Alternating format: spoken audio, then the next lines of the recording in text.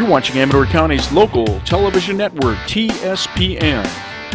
And now, TSPN News with Tom Slivick.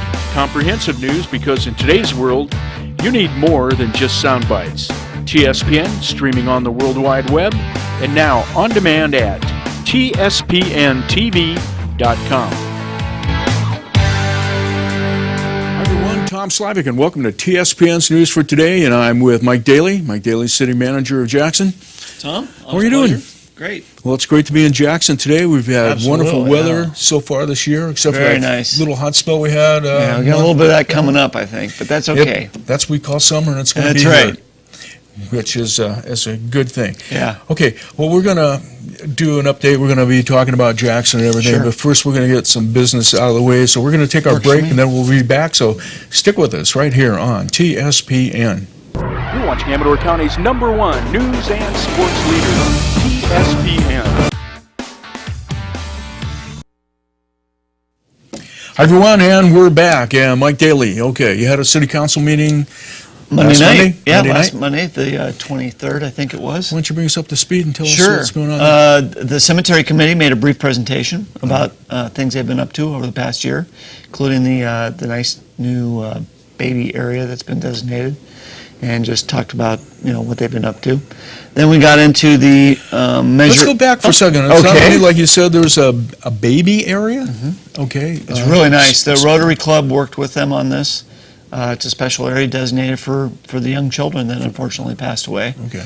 And there's a nice plaque there that shows who's where and everything. And it was done very tastefully. So I think it's a real nice addition. A nice thing that having a cemetery committee allows us to do. Okay. Jackson City Cemetery. That's good. Have them looking out for that. And that's cemeteries become quite the historic spot. It is. I went for visitors. I remember I used to go. We get a lot of tourists out there. Yeah. And I would walk, and you get a great idea of a community. It's really interesting because in ours there are people that died back in the 1860s. Right. So, yeah. Anyway, certainly is. Okay. So that happened. Measure E followed that, and that's our transient occupancy tax.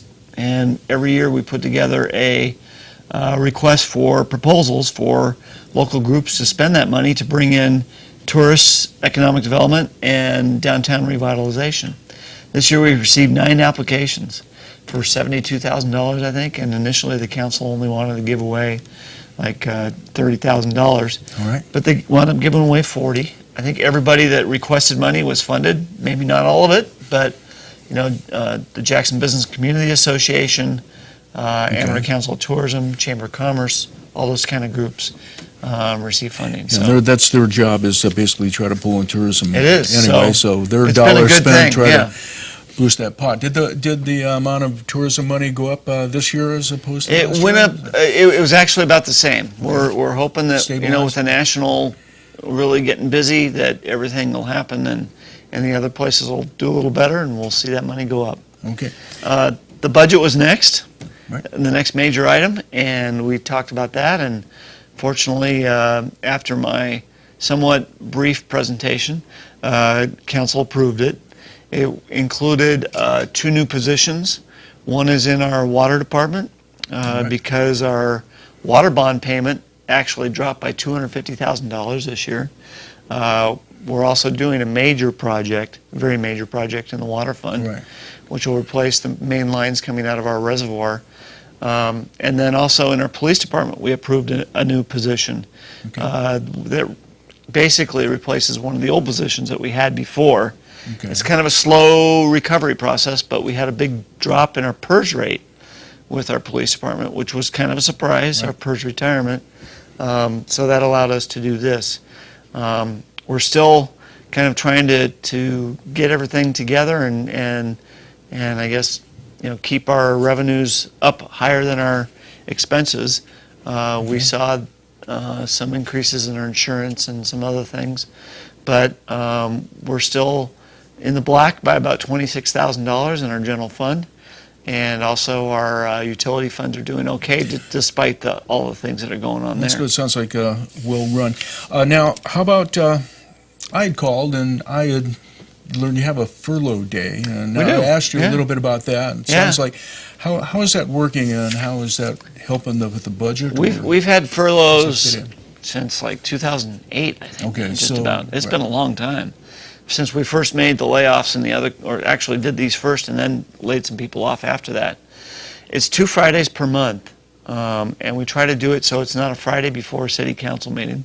Okay. And I think November and December we try to coincide with Thanksgiving and Christmas as much as we Try can. to lengthen those weekends. Yeah, but it saves us about $150,000 a year, and it's employees have taken about a 9.5% pay cut as a result of the furloughs, but they have two more days off a month, which they tend to enjoy.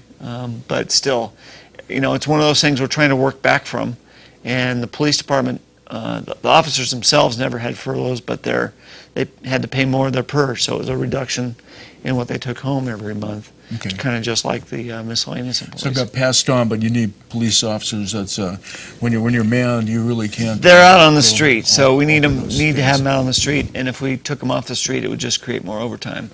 So we're trying to reduce that as much as we can. Okay, so I talked to you too. We're on the police. The police chief Scott Morrison. Yeah.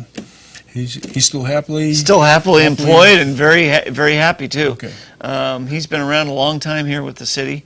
Been chief for a long time now too, but he's always been a great guy to have around.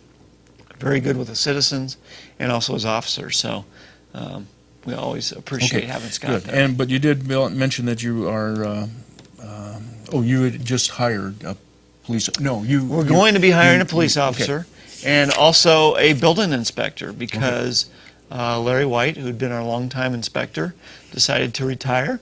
And so we're in the middle of a recruitment right now. So if you know of anybody that might have building inspection experience, check out our website, and all the information is there on how to apply for the position. Okay. It's up all until right. July 11th. Sounds good. Okay, so I have two things here. We were talking a little bit about water rates, Jackson. Water rates are good. We're probably going to keep them the same this year, unless we see a huge increase from the water agency. That would be a bit of a surprise. I think they're probably going to increase their rates a little bit because of various projects and also conservation too.